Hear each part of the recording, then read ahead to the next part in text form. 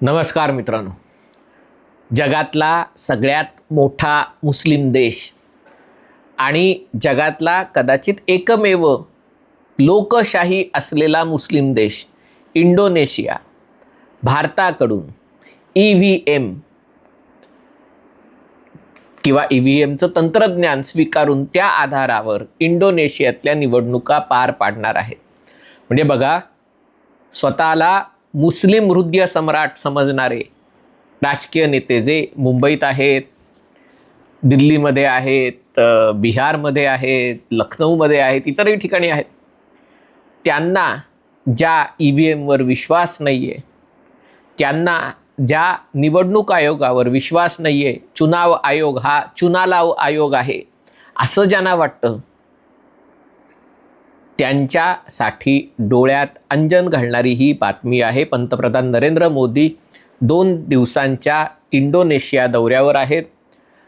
इंडोनेशियाचे अध्यक्ष प्रबोवो सुबियानो त्यांनी मोदींचं विमानतळावर जाऊन स्वागत केलं. अर्थात तिथे मोदींना तिथला सर्वोच्च सन्मान मिळाला. त्याच्यावर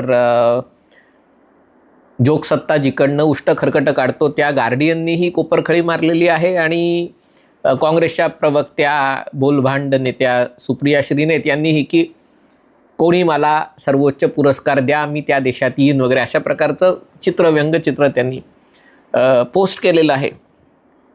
पण त्याच इंडोनेशियानी भारताकडून ब्राह्मोस क्षेपणास्त्र घेण्याचा निर्णय केलेला आहे. 2 बॅटरीज आणि त्याची सगळी यंत्रणा भारत इंडोनेशियाला देणार आहे.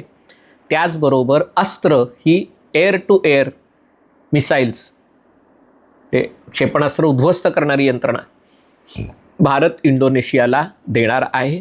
केवळ एवढ्यावरच हे सहकार्य न थांबता इंडोनेशियाच्या निवडणूक आयोगाने भारताच्या निवडणूक आयोगासोबत सहकार्य करार केलेला आहे.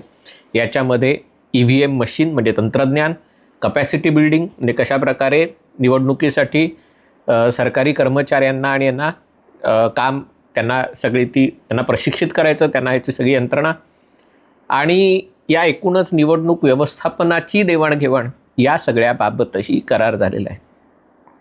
लक्षात घ्या मित्रांनो, EVM इलेक्ट्रॉनिक वोटिंग मशीनचा अवलंब भारतात करण्यात आला. याचं कारण जगातला कुठलाही लोकशाही देश 100 कोटीहून जास्त लोकसंख्या असलेला नाही आहे. जगातली सगळ्यात जुनी लोकशाही म्हणून बिरुद मिरवणाऱ्या अमेरिकेमध्ये जेमतेम 33 कोटी लोक राहतात. अमेरिकेच्या निवडणुका प्रत्येक राज्यामध्ये तिथे वेगवेगळे नियम असतात. काही ठिकाणी मशीन्स आहेत, काही ठिकाणी बॅलट्स आहेत, काही ठिकाणी तुम्हाला अक्षरशः प्रश्नपत्रिकेवर गोळे रंगवायचे तसे गोळे रंगवावे लागतात. काही ठिकाणी तुम्हाला प्रत्येक राज्याची वेगळी यंत्रणा आहे.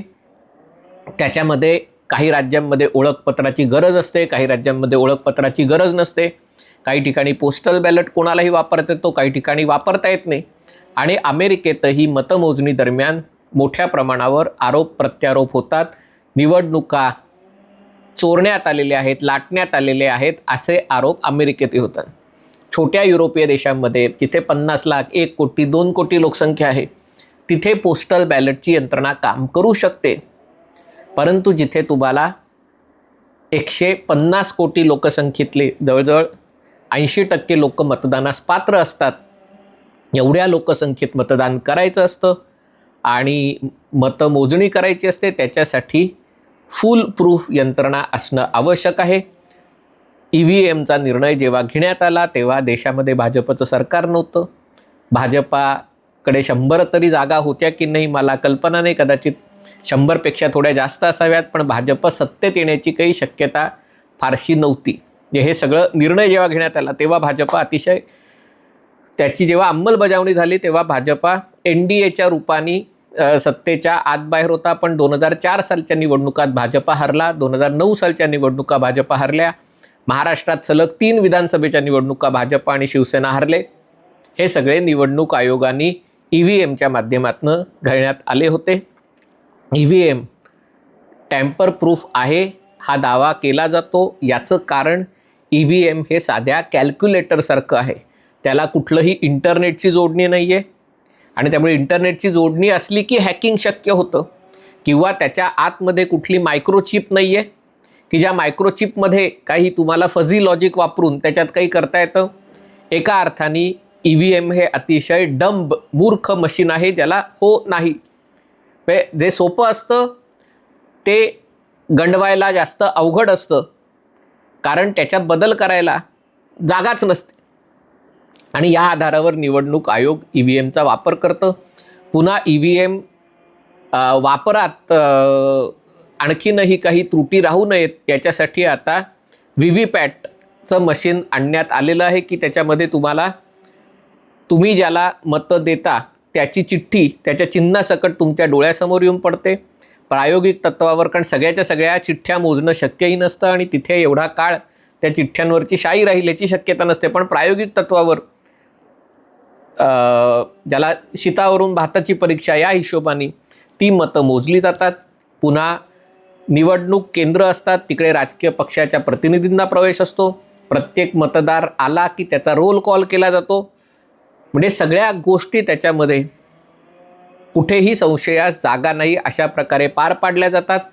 शाई पुसली म्हणून खोटं ॲसिटोननी शाई पुसून खोट्या बातम्या देणारे पत्रकार ज्या देशामध्ये असतात त्यांच्यासाठी त्यांचा पक्ष, म्हणजे पत्रकारांचाही पक्ष असतो आणि पक्षाच्या प्रवक्त्यापेक्षा पत्रकार जास्त हिरिरीने त्याची बाजू मांडतात.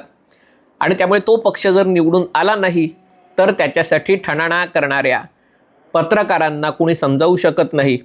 पण जगातला सगळ्यात मोठा मुस्लिम देश, अर्थात या मुस्लिम देशाला भारत 2050 साली मागे टाकेल आणि आपल्याकडच्या मुसलमानांची संख्या त्याच्यापेक्षा जास्त होईल असा अंदाज वर्तवलेला आहे.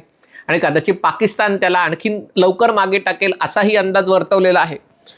परंतु इंडोनेशिया हा जगातला सगळ्यात मोठा मुसलमान देश आहे. तो एकमेव मुसलमान देश आहे की जिथे बऱ्यापैकी लोकशाही अस्तित्वात आहे. अशी अर्धवट लोकशाही असलेले अनेक देश आहेत. तुर्कीमध्ये आता ती हुकुमशाही झालेली 15 वर्ष, पण तरी आधी लष्करशाही होती. आता लष्कराला गुंडाळून अर्दोगानची हुकुमशाही झाली. पाकिस्तानमध्ये कायम लष्करच सत्तेवर असतं. कुठलंही लोकनियुक्त सरकार 3-3.5 वर्षापेक्षा जास्त कार्यकाळ पूर्ण करू शकत नाही. तर ही धमालजोडी पाकिस्तानमधली काय करते माहिती नाही. बांगलादेशमध्ये तर एकमेकांना फाशीची शिक्षा देण्यापर्यंतची लोकशाही आहे. बांगलादेशमध्ये लोकशाही आहे, पण विरोधी पक्षाला निवडणुकाच लढवून न देणारी लोकशाही बांगलादेशमध्ये आहे. बाकी Saudi Arabia, UAE, Qatar, Kuwait, Bahrain, Egypt कुठेही लोकशाही नाही. जगात 56 मुसलमान देश आहेत, पण लोकशाही थोड्या फार फरकाने इंडोनेशियात आहे. याचं कारण इंडोनेशियाची संस्कृती हिंदू आहे. धर्म मुसलमान आहे, संस्कृती हिंदू आहे. इथल्या राजकीय पक्षांपैकी अनेक नेत्यांचा धर्म हिंदू आहे, पण विचार करण्याची पद्धत मुसलमानांसारखी आहे. आणि त्यामुळे त्यांना कोणताही पुरावा लागत नाही, कोणताही तर्क लागत नाही. उठायचं आणि पुढी सोडून द्यायची, एवढाच त्यांचा तर्क काम करतो. त्यांच्यासाठी ही घटना डोळ्यात अंजन घालणारी ठरावी असं मला वाटतं. कारण इंडोनेशियासारखा मोठा देश, कारण त्यांची पण लोकसंख्या साधारणतः 28 ते 30 कोटी इतकी आहे आणि अनेक बेटांवर हा देश वसलेला आहे. आणि अनेक बेटांवर असल्यामुळे त्याच्यातही विविधता आहे. बालीसारखं बेट हिंदू बहुल आहे, जावा आहे, सुमात्रा आहे, हजारो बेटं, छोटी मोठी तर हजारो बेटं त्यांच्या देशात आहेत.